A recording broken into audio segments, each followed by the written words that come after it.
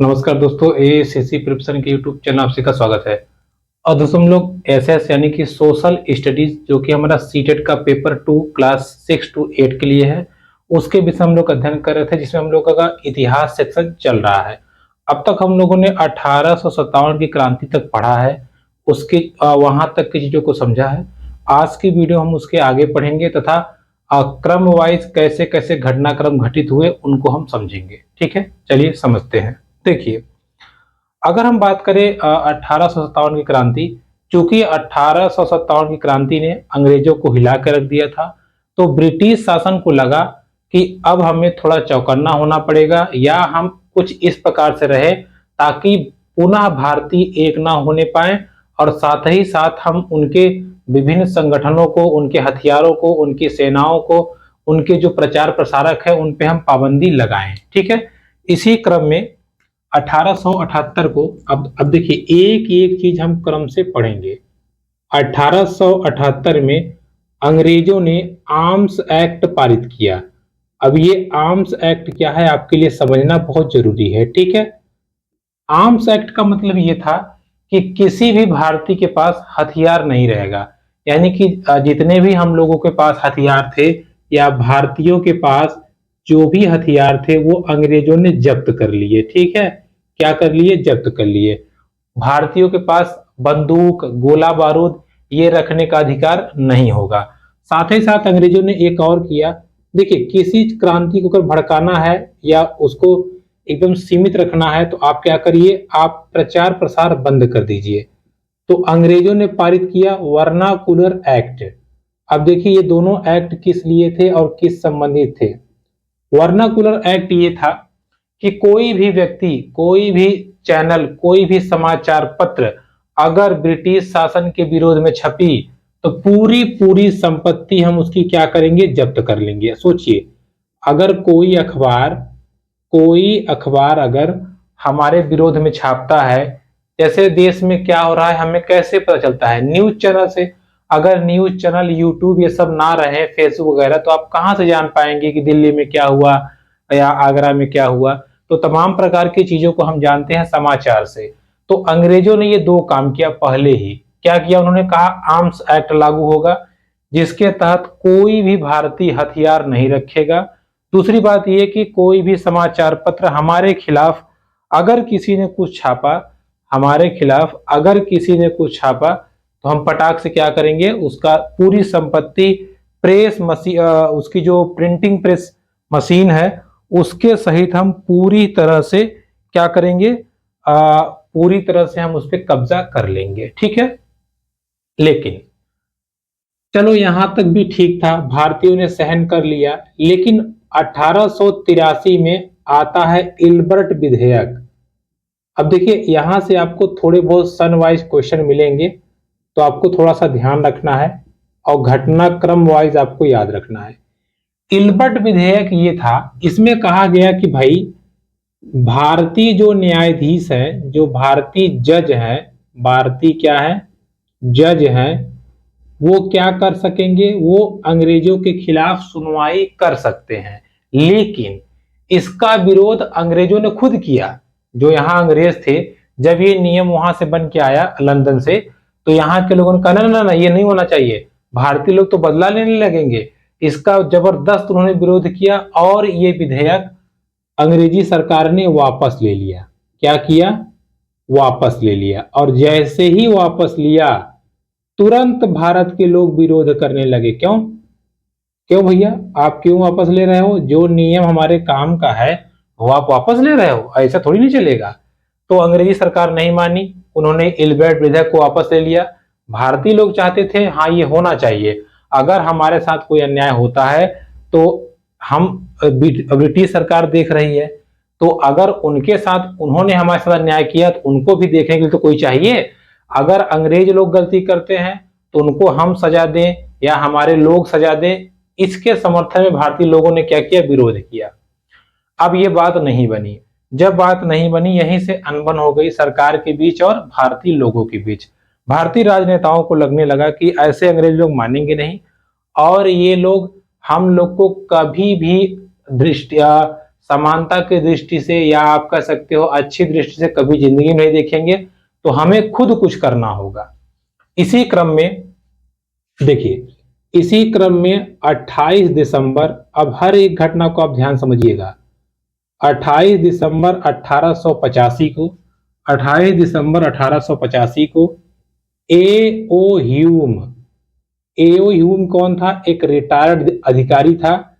एओ Hume के नेतृत्व में या देखरेख में भारतीय राष्ट्रीय कांग्रेस की स्थापना होती है। ध्यान समझिएगा, यहीं से स्टार्ट होता है हमारे आंदोलन का एक नया युग। भारतीय राष्ट्रीय कांग्रेस, भारतीय राष्ट्रीय कांग्रेस की स्थापना होती है। कब होती है भैया? 28 दिसंबर 1885 को होती है भारतीय राष्ट्रीय कांग्रेस की स्थापना। ठीक है, इसका मूल उद्देश्य यही था कि जो हमारे भारतीय लोग हैं उनके प्रति अन्याय ना होने पाए, अंग्रेजी शासन को कम करना, किसी तरीके से स्वतंत्रता को प्राप्त करना। इसका उद्देश्य ये था। किसके नेतृत्व में था? एओ ह्यूम के नेतृत्व में, एक रिटायर्ड अधिकारी था। इसके उसका जो नामकरण है भारतीय राष्ट्रीय कांग्रेस, इसका नामकरण जो है वो किसने किया था? दादा भाई नौरोजी। ठीक है, सबसे वृद्ध व्यक्ति थे दादा भाई नौरोजी, इन्होंने इसका नामकरण किया था। और इन्होंने एक पुस्तक लिखी थी, poverty rule un British in India. ठीक है, ये इन्होंने एक अपनी किताब लिखी थी। इस चीज को ध्यान रखे रहिए, यानी कि गरीबी के बारे में उन्होंने बताया था। दादा भाई नौरोजी, इनका मेन काम क्या था हमने आपको बता दिया। भारतीय राष्ट्रीय कांग्रेस का जो नाम है वो दादा भाई नौरोजी ने दिया था। इसके बाद इसके अध्यक्ष की बात करें, अध्यक्ष की बात करें तो कांग्रेस के अध्यक्ष थे व्योमेश चंद्र बनर्जी। प्रथम अध्यक्ष कौन थे? व्योमेश चंद्र बनर्जी। ठीक है, कौन थे? व्योमेश चंद्र बनर्जी, या इनका शॉर्ट नेम है WC बनर्जी। बाद में हमसे 2-3 क्वेश्चन और पूछता है इससे कि प्रथम मुस्लिम अध्यक्ष कौन थे? तो मुस्लिम अध्यक्ष थे बदरुद्दीन तैयब। बदरुद्दीन तैयब क्या थे? प्रथम मुस्लिम अध्यक्ष थे। प्रथम अंग्रेज अध्यक्ष की बात करेगा, अंग्रेज अध्यक्ष की बात करेगा तो जॉर्ज यूले या जॉर्ज यूल थे प्रथम अंग्रेज अध्यक्ष। प्रथम महिला अध्यक्ष की बात करेगा तो एनी बेसेंट। इतना चीज आप कांग्रेस से ध्यान रखे रहिएगा। भारतीय राष्ट्रीय कांग्रेस की जो स्थापना हुई थी, आपसे कुछ भी इसमें से पूछ सकता है। अगर प्रथम भारतीय महिला कहेगा तो सरोजिनी नायडू। ठीक है, ये किसकी गठन हो जाती है? भारतीय राष्ट्रीय कांग्रेस की। अब भारतीयों के पास एक ऐसी संस्था थी या भारतीयों के पास एक ऐसी आप कह सकते हो कि पार्टी थी जो भारतीयों के न्याय के विरुद्ध लड़ती थी, अंग्रेजों से मांग करती थी या उनको मांग करने के लिए उन तक सूचना पहुंचाने का कार्य करती थी। कौन था ये? भारतीय राष्ट्रीय कांग्रेस। अगर आप इस पे ध्यान दें तो एओ ह्यूम एक अंग्रेज था, तो ये बातें आती हैं कि अंग्रेजों ने ही इस पार्टी को बनाया था और यही इनकी गलती भी थी। अंग्रेजों को लगा था कि ये पार्टी हम बना करके देश में क्या हो रहा है, कैसे हो रहा है, कहाँ दंगा फसाद हो रहा है, ये सारी सूचना लेते रहेंगे और देश पे हम कब्जा किए रहेंगे। लेकिन गलती यही हो गई इन लोगों से। जब ये पार्टी बनी तो ये पार्टी में धीरे धीरे करके ये पार्टी इतनी मजबूत हो गई कि अंग्रेजों को भागना पड़ा।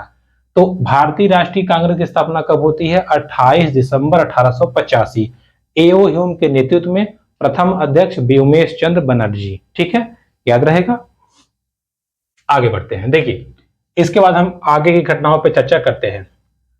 अब देखिए क्या था कि चूंकि शुरू में बनाया अंग्रेजों ने था, तो जब अंग्रेज लोग बनाए थे, इससे सूचना लेते थे, तो कुछ भारतीय नेताओं को लगा आप सूचना क्यों देते हैं? ऐसे कुछ भारतीय नेताओं ने कहा कांग्रेस वालों से, क्यों सूचना आप देते हैं, मत दीजिए। और इन्होंने कहा नहीं कोई दिक्कत नहीं है, सूचना देने दो, हम धीरे धीरे काम करेंगे। तो कुछ भारतीय नेताओं को लगा इससे काम नहीं होगा, अंग्रेज लोग थोड़ी मानेंगे। तो इस प्रकार देखेंगे धीरे धीरे गहमा गहमी चलती रहती थी। कुछ लोग कहते थे हम शांति आराम से प्राप्त करेंगे, तो उनको कहा गया नरम वाले, नरम दल। कुछ लोग कहते थे नहीं नहीं नहीं, कोई सूचना नहीं देनी है, इनको तो मार के भगाना है। उनको कहा गया गरम दल, जिनके विषय भी हम आगे पढ़ेंगे। ठीक है, तो ये चीज की चर्चा इसमें होती है। क्लियर, आगे बढ़ते हैं। देखिए भाई, चलो ये पार्टी बन गई, धीरे धीरे घटनाएं होने लगी, क्योंकि बहुत लंबी यात्रा थी स्वतंत्रता की, बहुत लंबी लंबी घटनाएं हुई थी, लेकिन हमें अपने किताब के अनुसार चलना है, सिलेबस लंबा हो जाएगा। तो अब हम अगले टॉपिक चर्चा करते हैं। देखिए इसी दौरान होता क्या है, viceroy Lord Curzon, viceroy Lord Curzon, इसने क्या किया, 1905 में बंगाल विभाजन कर दिया। अब ये बंगाल विभाजन क्या है समझिएगा। इसने कहा कि बंगाल बहुत बड़ा राज्य हो गया है, इसके पूर्वी हिस्से को यानी कि बंगाल का ये ऊपर वाला हिस्सा काट के उसने असम में कर दिया, और उसने कहा इससे विकास होगा। किसका विकास होगा, वो लोग चाहते थे कि बंगाल में हिंदुओं और मुस्लिमों को लड़ाया जा सके। अब देखिए इतनी खतरनाक नीति उन लोग की यहीं से स्टार्ट हुई थी। उन्होंने क्या किया कि मुस्लिमों को अलग कर दिया बंगाल में, और बाकी हिस्सा उन्होंने कर दिया असम में। जैसे ही अलग हुआ, पूरे देश में आंदोलन शुरू हो गया। सब भारतीय नेताओं ने कहा ये क्या हो रहा है, क्यों अलग कर रहे हो, क्या हमारा वो अलग देश है, वो भाई नहीं है हमारे। तो इसी तर्ज पे पूरे देश में स्वदेशी आंदोलन की शुरुआत होती है। किस आंदोलन की, स्वदेशी आंदोलन की शुरुआत होती है। और स्वदेशी आंदोलन 1905 में ही शुरुआत होता है, और साथ ही साथ बंग भंग आंदोलन, बंग भंग आंदोलन की शुरुआत होती है 1905 में ही। एक व्यापक पैमाने पे पूरे हिंदू समुदाय ने, पूरे मुस्लिम समुदाय ने जबरदस्त आंदोलन किया कि बंगाल का जो विभाजन है ये गलत है। लोगों को लग गया कि यहां से लोग लड़वाने का काम करना शुरू कर दिए हैं। मुस्लिम भाइयों को भी लगता था कि हमारी आधे से ज्यादा शक्ति तो किसके पास है, हिंदुओं के पास है, उनको ये लोग अलग कर देंगे फिर हम पे शासन करेंगे। और सेम यही चीज लगता था हिंदुओं को कि हमारा बल बट जाएगा, बाद में अंग्रेज हमको लड़ा भिड़ा के राज करेंगे। ये नीति चलने लगी क्योंकि बंगाल विभाजन हो चुका था। तो जब ये आंदोलन व्यापक पैमाने पे चलने लगा, हर देश में अंग्रेजों का बहिष्कार होने लगा, हर देश पे हर जगह पे उनकी कोई बात नहीं मानता था, तब अंग्रेजों को लगा ये तो गड़बड़ हो रहा है। अंग्रेजों ने कहा ऐसा करो, इनको और भिड़ाओ, पता करो तो बंगाल में कौन आंदोलन कर रहा है, मुस्लिम नेता कौन है। जब पता कर इन्होंने किया तो इनको समझ में आया कि मुस्लिमों का जो नेता था, मुस्लिम का जो नेता था वो दो व्यक्ति थे। एक थे आगा खां, आगा खां, और ढाका में वहां के जो नवाब थे सलीम उल्ला खां, सलीम उल्ला खां। देखिए ये दो व्यक्ति थे जो एक तरह से आप कह सकते हो कि जो मुस्लिम जट्ठा था या मुस्लिम जो वर्ग था उसका ये लोग नेतृत्व कर रहे थे, या उनकी बातों पे, उनके आदर्शों पे आंदोलन चल रहा था मुस्लिम वाला। तो अंग्रेजों ने कहा अरे भैया आइए आइए आइए, आपको पार्टी देते हैं ना, आइए आइए। दोनों लोगों को बुलाया, बुला के इसने कहा काहे मर रहे हैं आप, अरे बंगाल अलग हुआ है, आप लोग के लिए तो फायदा है, बंगाल को अलग करवा दीजिए, हम आपके लिए अलग से इसको देश घोषित कर देंगे। अब सोचिए अंग्रेजों की ये नीति यहाँ पे काम कर गई। तो अंग्रेजों की नीति काम कर गई तो इन दोनों ने कहा कैसे, कहें देखिए जैसे कांग्रेस बना है वैसे आप संगठन बना लीजिए मुस्लिम लीग। यहां से स्थापना होती है मुस्लिम लीग की 1906 में। तो 1906 में मुस्लिम लीग की स्थापना होती है, और एक बहुत बड़ा बल जो कि बंगाल विभाजन के लिए कार्य कर रहा था अंग्रेजों ने अलग कर दिया। जैसे ही अंग्रेजों ने अलग किया, ये तुरंत बंगाल विभाजन का जो आंदोलन था ठंडा पड़ गया। ठीक है, क्या हो गया, ठंडा पड़ गया, अंग्रेजों की नीति यहाँ पे काम कर गई। अब ये लोग क्या हुआ, शांत बैठ गए। इनको लगा कि जब अलग हो जाएगा बंगाल तो हम अपने बंगाल को अपने से मिला लेंगे और बंगाल को ले लेंगे और एक नया मुस्लिम देश बना लेंगे। अंग्रेजों ने इतना भयानक चाल चल दी। इसी चाल को देखिए, अब हर एक घटनाक्रम तो लाइन से चलेगा। इसी चाल को समझ करके तुरंत बैठक बुलाई गई 1907 में सूरत में। किसकी बैठक, भाई मुस्लिम लीग तो अलग हो ही चुका है, बैठक बुलाई गई कांग्रेस की बैठक बुलाई गई और इसके अध्यक्ष थे रास बिहारी घोष। ये बैठक बुलाई गई, कह यार आओ जल्दी आओ, सब लोग आ गए। हाँ भैया क्या बात है? कहे देखो बंगाल विभाजन हो चुका है, अंग्रेजों ने चाल चल दी है, मुस्लिम लीग अलग हो चुका है, ये गलत है, हम सबको मिलकर रहना चाहिए। तो उसमें कुछ नेताओं ने कहा हम तो बोले ही थे कि आप लोग जो ये चुपचाप बातें सुनते हैं ना, जो गुलामी करते हैं, ऐसे ही होगा, अंग्रेज लोग ऐसे ही लड़वा भिड़वा आगे बढ़ जाएंगे। तो लोगों ने कहा है कैसे बोल रहा है तुम, हम लोग को उनकी गुलामी करते हैं, हम लोग जो देश के लिए काम करते हैं। तो कुछ लोग बोल रहे हैं वंडा करते हो देश के लिए काम करते होते तो मार के भगा देते। ले हुआ था समझौता वाला मामला, यहां भी लड़ाई हो गई। और जैसे ही लड़ाई हुई कांग्रेस बट गया नरम प्लस गरम दल में। नरम दल में जैसे दादा भाई नौरोजी, फिरोज शाह मेहता, गोपाल कृष्ण गोखले, ये सब थे। गरम दल में मुख्य रूप से 3 लोग थे, लाला लाजपत राय, बिपिन चंद्र पाल, और उसके बाद में आपके थे बाल गंगाधर तिलक। तो हम यहां देखते हैं कांग्रेस भी 2 हिस्सों में बट गई, गरम दल, नरम दल। अंग्रेजों ने कहा बस यही तो हमको चाहिए था। प्रमुख शक्ति था भारत का आंदोलन, स्वदेशी आंदोलन को उन्हें तोड़ा। पहले मुस्लिम लीग अलग हुआ, जैसे ही मुस्लिम लीग अलग हुआ समझौते के लिए सूरत का अधिवेशन किया गया, वहां कांग्रेस भी अलग हो गई, तो पूरी शक्ति छिन्न भिन्न हो गई। जैसे ही पूरी शक्ति छिन्न भिन्न हुई, अब अंग्रेजों को लगा कि बस मार दो सटाक से, लोहा गर्म है। इसी समय अंग्रेजों ने कहा ए भैया इधर आओ, मुस्लिम लीग वाले इधर आओ। कहे हाँ बताइए, आ गए। इन्होंने कहा चलो तुम्हारे लिए हम अलग से निर्वाचक मंडल बनाएंगे। निर्वाचक मंडल मतलब होता है तुम्हारे लिए अलग से चुनाव कराया जाएगा, चुनाव करा के एक नया देश घोषित किया जाएगा। और ये बात थी 1909 की। इसको कहा जाता है मार्ले मिंटो सुधार, यानी कि पहली बार 1909 में मार्ले मिंटो सुधार के तहत एक अलग निर्वाचन मंडल या एक अलग सांप्रदायिक सदस्य या सांप्रदायिक पद देने की बात कही गई थी। किसको? मुस्लिम वर्ग को, जिससे मुस्लिम वर्ग और खुश हुआ। और पूरा हमारा आंदोलन जो यहाँ स्वदेशी आंदोलन चला था जबरदस्त, ठंडा पड़ गया। अंग्रेज लोग की यही नीति थी, जैसे आजकल नेताओं की नीति है लड़ा लड़ा के अपना जीत लेते हैं, वैसे ही अंग्रेज लोग करते थे। जब स्वदेशी आंदोलन चलने लगा, धीरे धीरे जोर पकड़ रहा था, पूरा उन्होंने तहस नहस कर दिया। इधर सूरत अधिवेशन में कांग्रेस खत्म हो गया, उधर मुस्लिम लीग के चलते क्या हो गया, मार्ले मिंटो सुधार हुआ, और धीरे धीरे वो बल भी हमसे पूरी तरह से क्या हो गया, अलग हो गया। ठीक है, इस चीज को ध्यान रखिएगा। चलिए अब क्या हुआ, अंग्रेज लोग अपना शान से वो लोग आगे बढ़ने लगे। देखिए 1911 और 1912 के आसपास भी कुछ घटनाएं होती हैं, हालांकि उनका जिक्र किताब में नहीं है, तो उनका जिक्र हम यहां नहीं करेंगे। ठीक है, चलिए आगे बढ़ते हैं और आगे की घटनाओं पे हम चर्चा करते हैं। अब धीरे धीरे बात होती, समय बीतता है, प्रथम विश्व युद्ध होता है। प्रथम विश्व युद्ध के दौरान ही गांधी जी दक्षिण अफ्रीका से वापस आते हैं। ठीक है, कब आते हैं? 1915 में। अब इस चीज को ध्यान रखिएगा, 1915 में 46 वर्ष की उम्र में गांधी जी कहां आते हैं? भारत आते हैं वापस। गांधी जी भारत आते हैं कहां से? दक्षिण अफ्रीका से। दक्षिण अफ्रीका से लौट करके वो कहां आते हैं? भारत वापस आते हैं 46 वर्ष की उम्र में।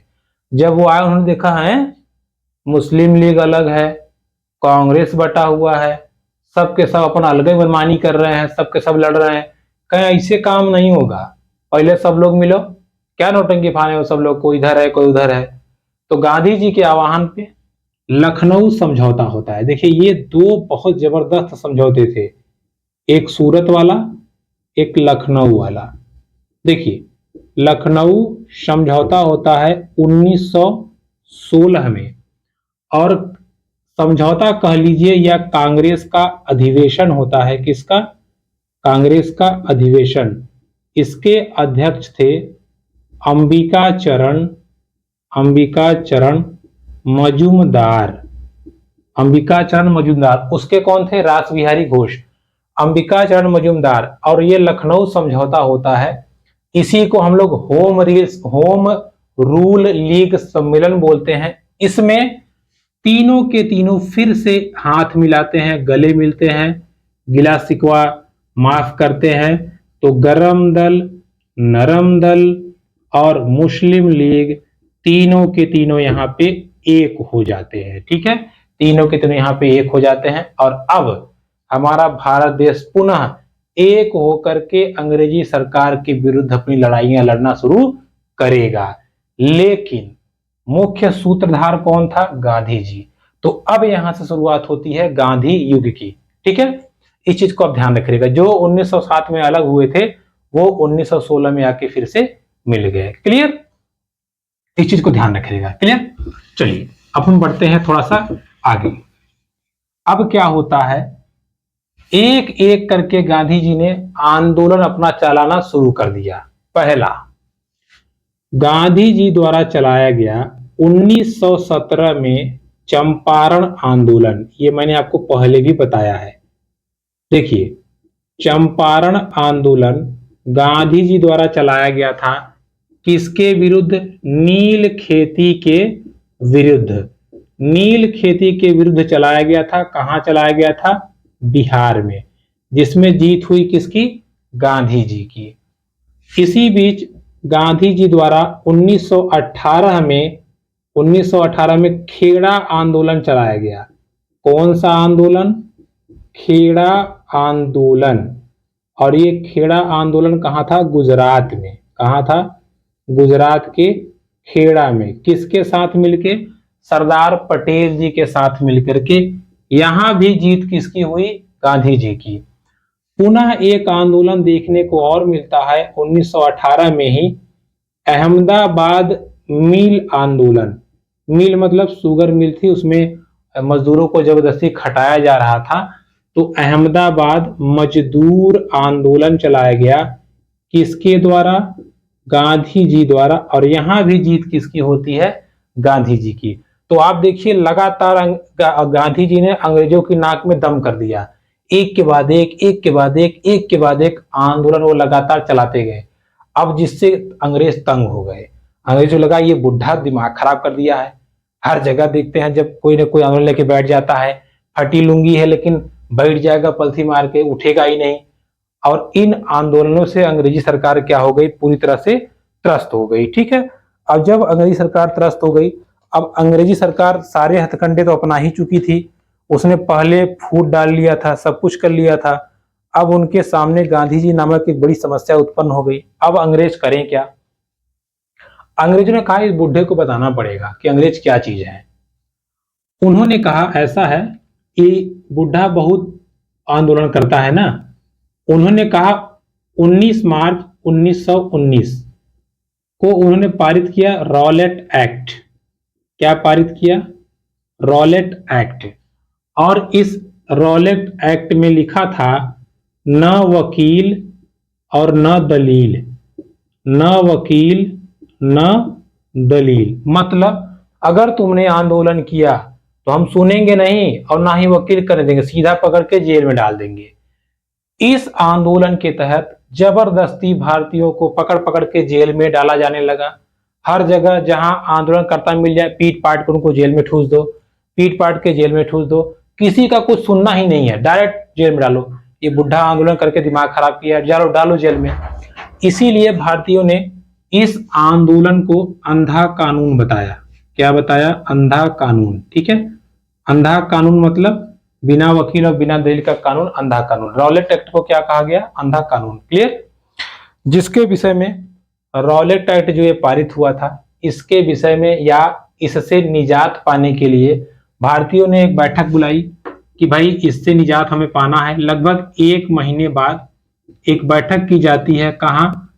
13 अप्रैल 1919 को जलियांवाला बाग में। देखिए सारी घटनाएं एक साथ जुड़ी हुई हैं। जलियांवाला बाग अमृतसर में एक बैठक की जाती है कि भाई ये रॉलेट एक्ट के खिलाफ हमें कार्रवाई करनी है और किसी न किसी तरीके से इसको समाप्त कराना है। कहाँ वो बैठक होती है? 13 अप्रैल 1919 अमृतसर में होती है। अमृतसर कहाँ है? पंजाब में। लेकिन चारों तरफ से इस बैठक को घेर करके जनरल डायर ने गोलियां बरसा दी। ठीक है, मतलब फायरिंग करवा दी, अंधाधुंध फायरिंग करवा दी। कुछ लोग बेचारे कुएं में कूद गए, तो कुएं में ऐसे बंदूक रखवा के मरवा दिया। यानी कि लगभग इसमें 1000 से ज्यादा लोग मारे गए थे, ऐसी सूचना थी।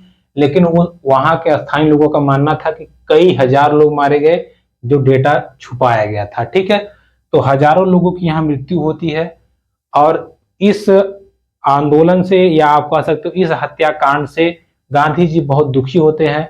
साथ ही साथ रविन्द्रनाथ टैगोर जी ने अपनी नाइटहुड की उपाधि वापस कर दी। नाइटहुड मतलब होता है ऐसा सामाजिक व्यक्ति जो सभ्य रूप से रहता हो या उसने विकास किया हो। उन्होंने, टैगोर जी ने अपनी नाइटहुड की उपाधि वापस कर दी। ठीक है, इस जलियांवाला बाग हत्याकांड के बाद।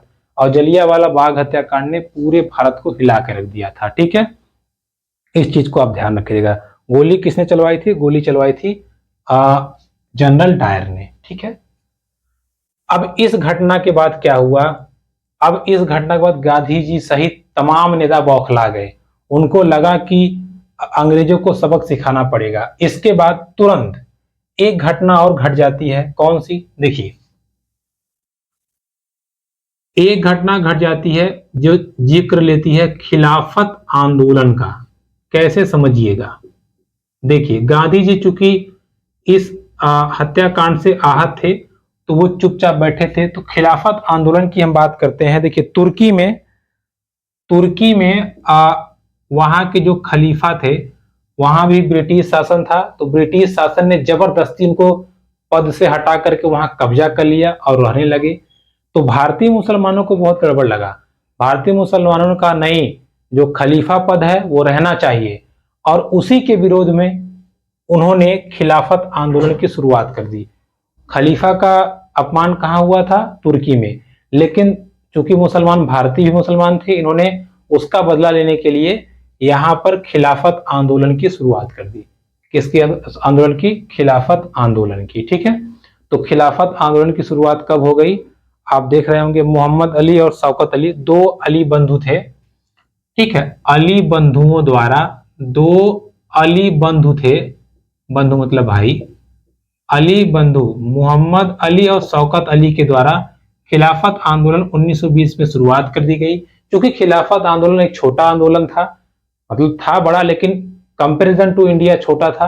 तो इन्होंने रिक्वेस्ट किया गांधी जी से कि हमारी आप मदद कीजिए और इन अंग्रेजों को हटाने के लिए कोई उपाय बताइए। तो गांधी ने कहा ठीक है, रुको आज इनको हम बताते हैं। तो गांधी जी ने असहयोग आंदोलन चला दिया, और ये बहुत खतरनाक आंदोलन था, असहयोग आंदोलन। देखिए, अब ये असहयोग और खिलाफत आंदोलन जब शुरू हो गए, असहयोग आंदोलन मतलब देखिए ये कितना जबरदस्त था, समझिएगा। असहयोग आंदोलन जैसे स्टार्ट हुआ, जैसे मान लीजिए कोई भारतीय मोटर बाइक चला रहा है, अगर अंग्रेज जा रहा है, नहीं नहीं तुमको नहीं बैठाएंगे, खाली चले जाएंगे, पेट्रोल खर्चा कर देंगे, लेकिन तुमको नहीं बैठाएंगे। कोई भी भारतीय अंग्रेज बच्चों को पढ़ाता नहीं था, कोई भी भारतीय अंग्रेजों के यहाँ पोछा नहीं करता था, कोई भी भारतीय अंग्रेजों से कुछ नहीं लेता था, कोई भी भारतीय अंग्रेजी अफसर को ना सलाम दूंगा, कुछ नहीं, चुपचाप चला जाए, चुपचाप चला आए। यानी कि अंग्रेज लोग परेशान हो गए। हर जगह अंग्रेजों का बहिष्कार किया जाने लगा। कोई भी चीज आप ले लीजिए, सामान, कपड़ा लत्ता, कुछ भी अंग्रेजों का न खरीदना है उनसे, ना उनको बेचना है। अंग्रेज लोग परेशान हो गए कि यार ये क्या हो रहा है, ये आंदोलन तो बहुत खतरनाक हो गया। अब इस आंदोलन की महत्ता आप समझिए। हर जगह जगह जगह पे, जैसे आप पंजाब में देखेंगे तो अकाल आंदोलन चलाया गया। वो अकाल आंदोलन क्या था? जो अंग्रेज लोग जबरदस्ती मंदिरों पर कब्जा करके बैठे थे, उनको हटा दिया गया। कई जगह किसानों ने अंग्रेजी अफसरों का बहिष्कार कर दिया। अब जैसे किसान हैं, अंग्रेज अफसर हैं, अंग्रेज अफसर का मान लीजिए कोई काम करना हुआ, नहाना धुलाना, पानी लाना, पानी ढोना, सब बंद, सब मजदूर वहां से चले गए। अंग्रेज परेशान हो गए, हर जगह से उनका बहिष्कार होने का। पूरे देश में ये आंदोलन एकदम छा गया, एकदम पीक पहुंच गया। लोगों को लगने लगा कि अब हम लोग आजाद हो जाएंगे। यहाँ तक कि असम के लोगों ने गांधी जी को देवता कहा और गांधी महाराज की जय के नारे लगाए। गांधी जी की पूजा होने लगी हर जगह। ये 3-4 साल में आंदोलन इतना जबरदस्त था, एकदम चरम पे पहुंचा था कि लोगों को लगने लगा अब हमें आजादी मिल जाएगी और किसी न किसी तरीके से अंग्रेजी सरकार को हम उखाड़ फेंकेंगे। और अंग्रेजी सरकार एकदम विवश हो गई, क्योंकि कहीं मारपीट करते ही नहीं थे, अपना चुपचाप जाए चुप चले। जैसे अब मान लीजिए आपका नौकर आपने रखा है, आप उसको पैसा दे रहे हो, एक दिन आपसे आया कहे मालिक हम आपके यहाँ काम नहीं कर पाएंगे, तो क्या आप उसको मानने लगेंगे? इतनी इतनी बुरी स्थिति हो गई कि अंग्रेज लोग परेशान हो गए। लेकिन दिक्कत क्या हो गई, देखिए फरवरी, कहीं कहीं 4 फरवरी लिखा है, कहीं कहीं 5 फरवरी लिखा है, तो हम फरवरी समझते हैं। फरवरी 1922 गोरखपुर में, उत्तर प्रदेश के गोरखपुर में एक जगह है चौरा चौरी, यहां पर किसान चुपचाप से जा रहे थे तो किसानों पर अंग्रेजों ने गोली चला दी। अब किसान आग बबूला हो गए। उन्होंने क्या किया, पूरे थाने को घेर लिया और थाने को घेर करके इसमें 22 अफसरों को जिंदा जला दिया। सोचिए, 22 अफसरों को जिंदा जला दिया और उनको मार डाला। जैसे ही 22 अफसरों को जिंदा जलाया और मार डाला, ये सूचना जब गांधी जी के पास गई तो गांधी जी बड़े दुखी हुए। उन्होंने कहा नहीं नहीं नहीं, मेरे आंदोलन का उद्देश्य ये नहीं था। अब अगर मैंने इस आंदोलन को नहीं रोका तो पूरे भारत में खून खराबा होगा, कुछ भारतीय मरेंगे, कुछ अंग्रेज मरेंगे और पूरे देश में भयावह स्थिति बन जाएगी। जिससे दुखी होकर गांधी जी ने इस आंदोलन को ही बंद कर दिया। ठीक है, गांधी जी ने इस आंदोलन को बंद कर दिया। सोचिए, ये आंदोलन पीक पे था, या अगर ये कांड ना हुआ होता तो ये आंदोलन हमें आजादी तक लेके जाता। ठीक है, ये आंदोलन पूरी तरह से क्या हुआ, बंद हो गया। क्लियर? अब जब ये आंदोलन बंद हो गया तो भारतीय सब नेता परेशान, कहें यार ये गांधी जी चाहते क्या है, इतना बढ़िया आंदोलन चल रहा था, हम मार पीट के भगा देते अंग्रेजों को, लेकिन पता नहीं क्या आंदोलन बंद कर दिए और अब हम क्या करें। तो अब धीरे धीरे लोगों ने अपनी अपनी पार्टियां शुरू की। उनका गांधी जी के बस का बात नहीं है, कुछ ना कुछ करते रहते हैं। 1923 में स्वराज पार्टी का गठन होता है। स्वराज पार्टी चित्तरंजन दास मोतीलाल नेहरू के नेतृत्व में गठन होता है और धीरे धीरे ये बाद में चल के आरएसएस, राष्ट्रीय स्वयं संघ, जो जिसका आधार बीजेपी है, उसका गठन होता है। धीरे धीरे करके पार्टियां आगे बढ़ती हैं और इसी दौरान अंग्रेज लोग ने एक नियम पारित किया 1928 में, साइमन कमीशन। ठीक है, साइमन कमीशन। अंग्रेजों ने कहा देखिए ये हम कोई नाम नहीं है, ये एक कमेटी है। साइमन कमीशन उन्हें भारत भेजा। उन्होंने कहा देखो हम देखेंगे कि कहाँ गड़बड़ी हो रही है, कहाँ भारतीयों को दिक्कत हो रही है, उसको हम सुधारेंगे। लेकिन जब भारतीयों ने देखा कि इसमें एक भी भारत के लोग नहीं है या एक भी भारतीय नहीं है, तो भारतीयों ने कहा बेवकूफ समझा है, एक भी भारतीय इसमें नहीं है, जो तुम रिपोर्ट बनाओगे क्या सबूत है कि तुम्हारा रिपोर्ट अच्छा होगा, या क्या सबूत है कि तुम रिपोर्ट में जो लिखोगे बिल्कुल सही लिखोगे। इस तरह भारतीयों ने इस रिपोर्ट को या इस कमीशन को मानने से इनकार कर दिया। जगह जगह पर नारे लगाए गए, Simon go back, Simon go back, Simon commission वापस जाओ।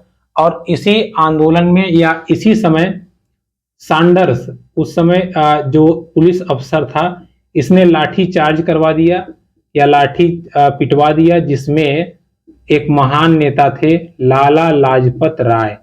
इनके सर पे चोट आई और जिससे इनकी क्या हुई, मृत्यु हो गई। ठीक है, लाला लाजपत राय की क्या हुई, मृत्यु हो गई। ठीक है, तो साइमन कमीशन गो बैक या साइमन कमीशन कब आया था, 1928 में आया था, जिसमें लाठी चार्ज हुआ और लाला लाजपत राय की मृत्यु हो जाती है। ठीक है, इस चीज को आप ध्यान रखिएगा। अब देखिए, जिसका बदला लेने के लिए भगत सिंह ने अपने साथियों के साथ मिलकर के सैंडर्स की हत्या कर दी। क्या कर दी, सैंडर्स की हत्या कर दी। हत्या करने के साथ साथ इन्होंने दिसंबर 1928 में दिल्ली असेंबली पे या दिल्ली का जो विधान परिषद है वहां बम फेंका। ठीक है, क्या किया, बम फेंका। और बम फेंक के उसमें पर्चियां उन्होंने डाली थी। बम फेंक करके पर्चियों उन्होंने लिखा हमारा उद्देश्य किसी की जान लेना नहीं है, बस बाहरी सरकार के कानों तक आवाज पहुंचाना है। इन्होंने किसी की जान लेने के इरादे से इन्होंने कुछ नहीं किया था, ठीक है, इस चीज को ध्यान रखिएगा।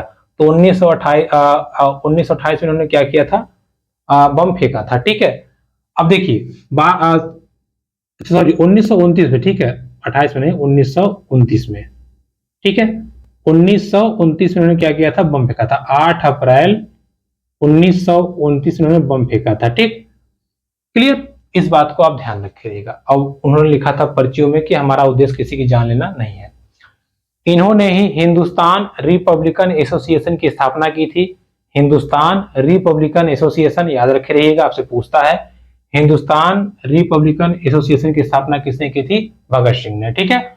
बाद में लाहौर हत्याकांड में भी इनका नाम आता है, जिसके बाद अंग्रेजों ने, देखिए भगत सिंह ने जब बम फेंका था तो इनके साथ बीके दत्त थे। बीके दत्त मतलब बटुकेश्वर दत्त, बटुकेश्वर दत्त भी इनके साथ में थे, ठीक है।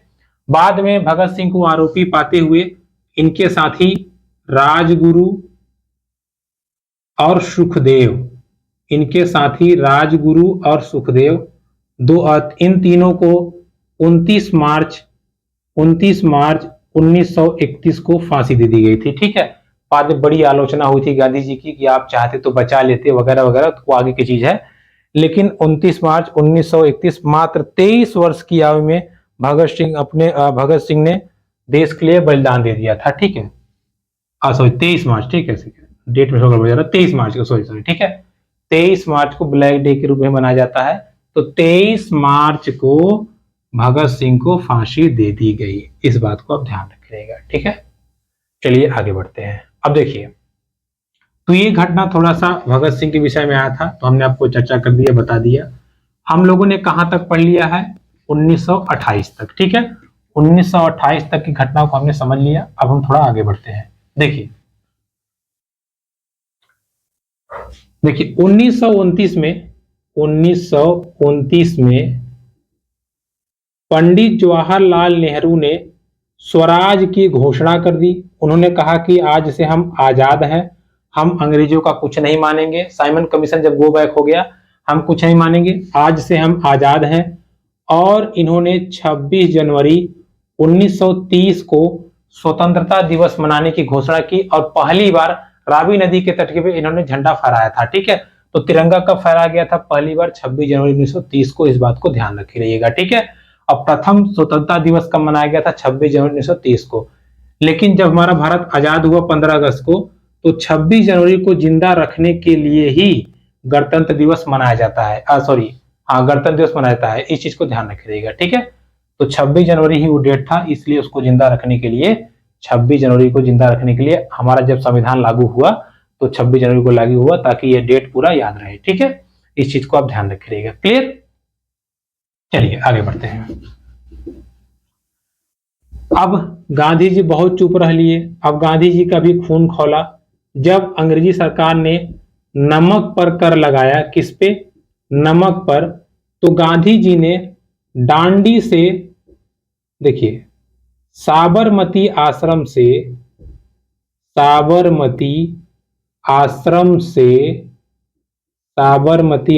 से डांडी तक उन्होंने पैदल यात्रा की, और ये यात्रा थी 240 किलोमीटर दूर।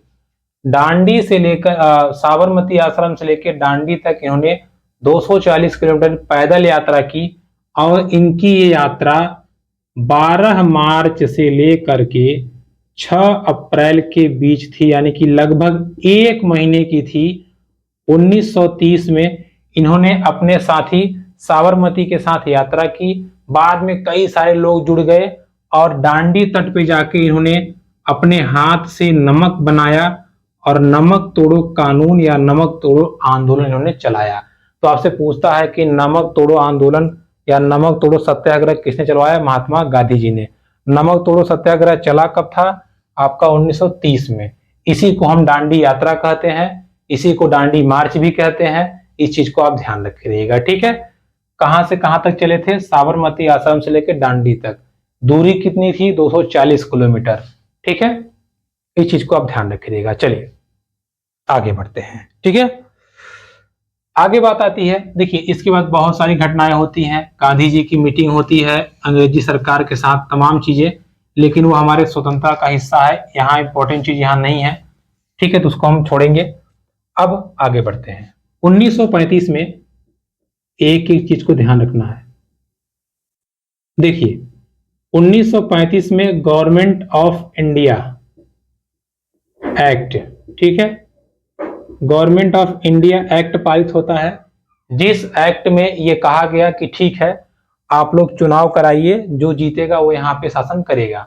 जब ये चुनाव होता है तो चुनाव में कांग्रेस 11 में से 7 सीटें जीतती है, और कांग्रेस एक तरह से कह लीजिए भारत का अप्रत्यक्ष रूप से शासन करना चाहती है, या वो राज्य चलाती है। लेकिन इसी दौरान द्वितीय विश्व युद्ध स्टार्ट हो जाता है, सेकेंड युद्ध, और अंग्रेज लोग कहते हैं कि आप लोग हमारा साथ दीजिए, हम आपको सहूलियत देंगे। लेकिन भारतीय लोग डिमांड कर देते हैं ठीक है हम साथ देंगे, लेकिन हमको इसके बाद आजादी आप देंगे तब, चलिए साइन करिए। तो अंग्रेज लोग साइन करने से मना कर देते हैं। तुरंत कांग्रेस ने इस्तीफा दे दिया और अपने पद को त्याग पत्र दे दिया, कहा ये केवल बेवकूफ बना रहे हैं, हमको आजादी नहीं देंगे, ठीक है, इनको बेवकूफ बनाने दीजिए, ऐसा नहीं होना चाहिए।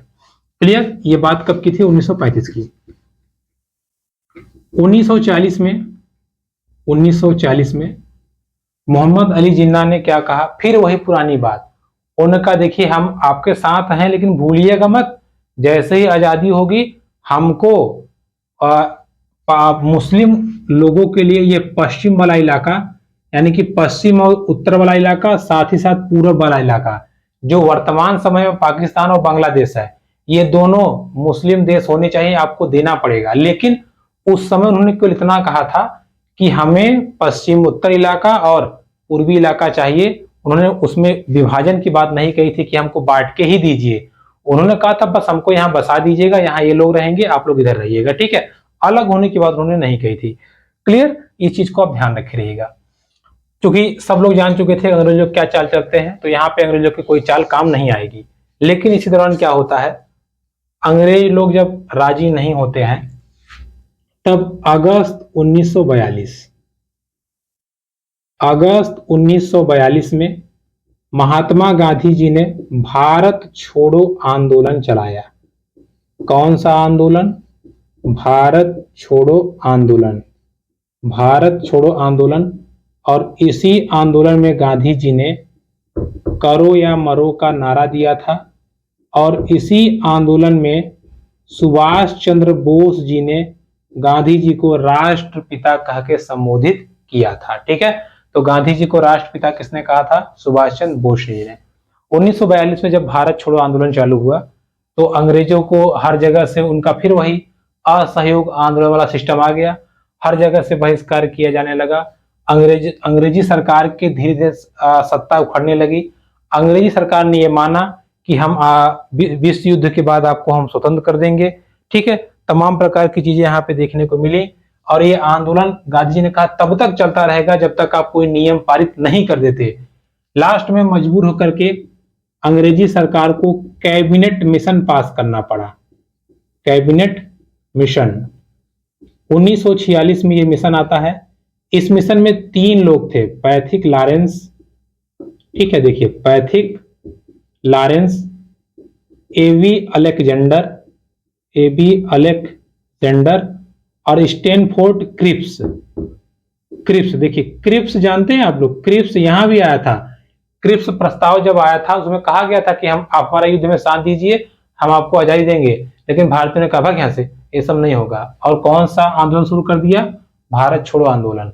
तो क्रिप्स मिशन के बाद ही आंदोलन शुरू हुआ था। बाद में अंग्रेजों ने भेजा कैबिनेट मिशन। कैबिनेट मिशन में भी कोई राजी नहीं हुआ, ठीक है, क्योंकि कैबिनेट मिशन में पाकिस्तान की बात कही गई थी कि पाकिस्तान को अलग कर दिया जाएगा। तो भारतीय नेताओं ने इसका बहिष्कार कर दिया, कोई नहीं माना।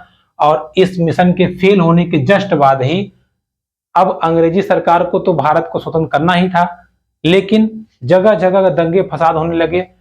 मुस्लिम समुदाय को लगने लगा कि हो सकता हो आजादी के बाद ये हिंदू राष्ट्र बन जाए और हमें आजादी ना मिले, तो हर जगह दंगे फसाद होने लगे। और लास्ट में जब हमारा भारत देश आजाद हुआ उसके जस्ट एक दिन पहले 14 अगस्त को पाकिस्तान की घोषणा होती है और 15 अगस्त को हमारा देश आजाद होता है। 15 अगस्त 1947 को लॉर्ड माउंटबेटन के आदेश के अनुसार आजाद होता है और प्रथम गवर्नर जनरल सी राजगोपालाचारी भारत के जो थे उनको बनाया जाता है। लेकिन ये ध्यान रखें, सी राजगोपालाचारी उनको राजा जी के नाम से भी संबोधित किया जाता था। ठीक है। इस विभाजन के विरोध में खान गफार खान ने मोहम्मद अली जिन्ना की क्या की थी, उन्होंने आलोचना की थी कि ये विभाजन नहीं होना चाहिए, लेकिन विभाजन हो जाता है जिसमें एक तरफ आजादी की खुशी थी लेकिन एक तरफ इतने दंगे फसाद हुए थे, इतनी हत्याएं हुई थी, जिससे आजादी के साथ साथ हमारे भारत देश पे एक खून का धब्बा भी लग जाता है। ठीक है। तो इस प्रकार हमने देखा कि जब 1757 का युद्ध हुआ था प्लासी, उससे लेकर के 1857 की क्रांति होती है, उसके बाद भी 90 साल तक हमारा देश गुलाम रहता है और 1947 15 अगस्त को जाके हमें देश की आजादी मिलती है। और ये टॉपिक पढ़ने के बाद में हम लोगों ने यहाँ पे क्लास 6, 7 और 8 की पूरी हिस्ट्री को कवर कर लिया है और हमारा हिस्ट्री का सेक्शन यहाँ कंप्लीट होता है। अब कल से हम लोग भूगोल या पॉलिटिक्स का नेक्स्ट सेक्शन स्टार्ट करेंगे। तो वीडियो पसंद है तो प्लीज लाइक कमेंट शेयर जरूर। चलो, धन्यवाद।